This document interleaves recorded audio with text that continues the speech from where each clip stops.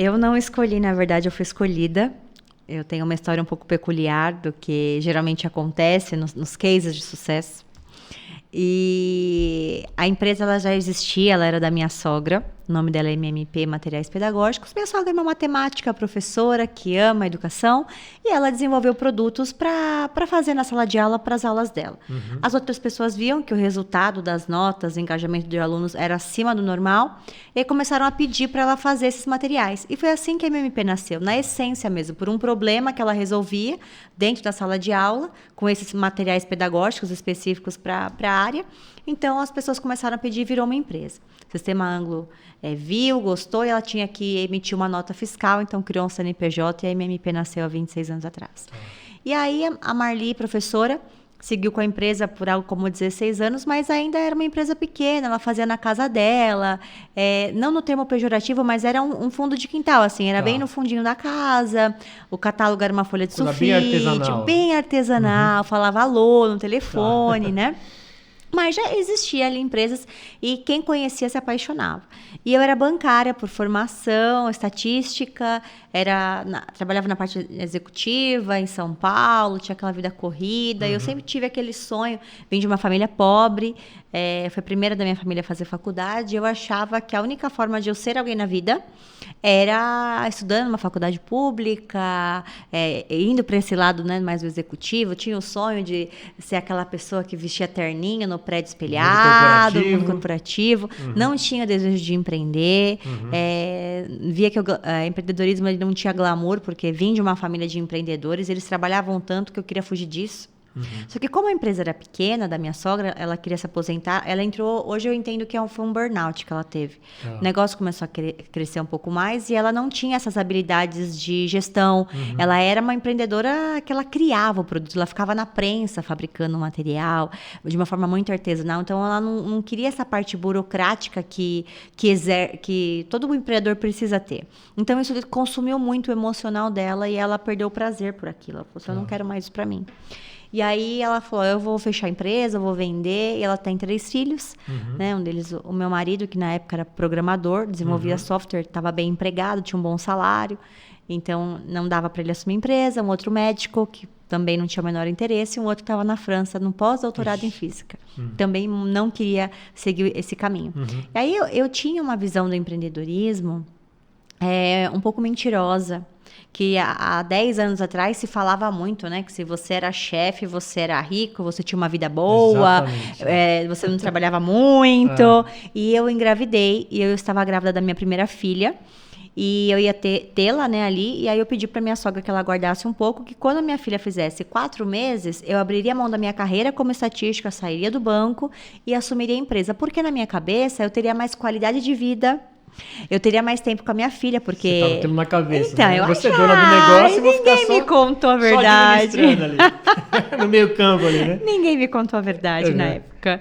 E eu tinha isso pra mim, que como eu trabalhava em São Paulo e morava na ABC Paulista, era muito tempo de trânsito. Eu falei, eu quero trabalhar na mesma cidade, né, da minha empresa e tal, e eu vou assumir esse desafio. Beleza.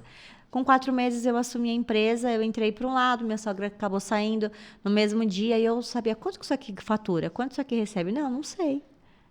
Dá lucro. Ao longo dos anos eu comprei coisas, né, na minha vida. Ela nunca fez um esquema assim de computar? Um Excel, não existia Excel.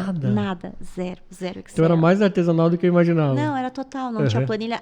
Que fornecedor que eu compro tal coisa. Dá uma olhada na agenda telefônica. Aí você vai encontrar. Então foi mais ou menos assim. Tinham 2 funcionários na época. Nossa tia, né, a irmã dela na época, e um outro funcionário que ficava na prensa. Então, foi nesse cenário que eu assumi.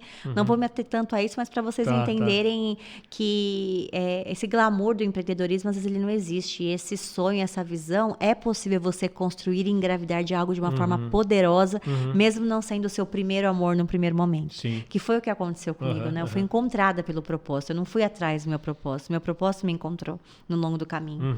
Então, foi muito poderoso quando eu entendi aquela situação. E eu era uma pessoa jovem, ali tinha 20 e poucos anos, e os outros 2 funcionários tinham muito mais idade e tempo de casa. Então, eles não me respeitavam.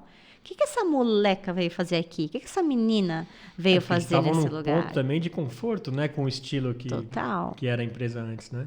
Então eu me vi refém dos funcionários, sem processo nenhum, sem nada que eu pudesse desenvolver a empresa. E aí eu me internei no Sebrae.